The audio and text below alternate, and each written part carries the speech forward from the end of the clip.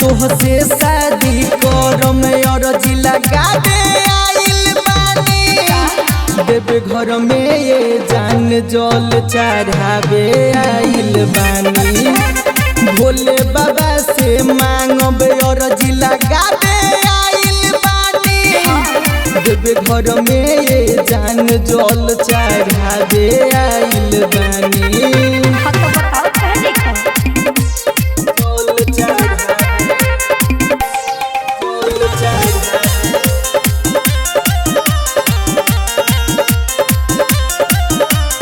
बाबा के हम पूजा कैनी सभे सोमारी हो।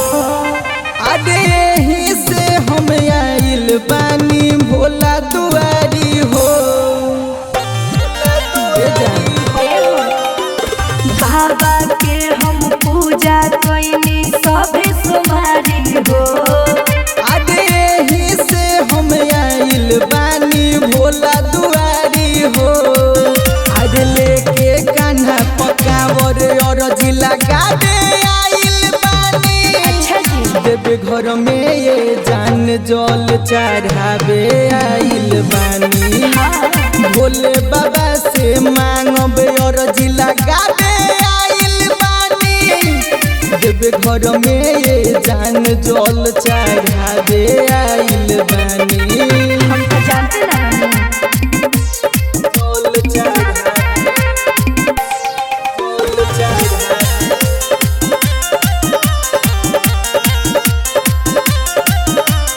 भूखल बानी सुन ये जानू तोहरे ला सोमारी हो। आज तोहरे खातिर बन गईनी बाबा के पुजारी हो। भूखल बानी सुन ये जानू तोहरे ला सोमारी हो।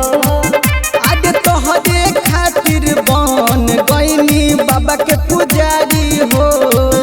आज पंकज सनी शिवम अर्जी लगावे आइल बानी। अच्छा जी। देवे घर में ये जान जल चढ़ावे आइल बानी।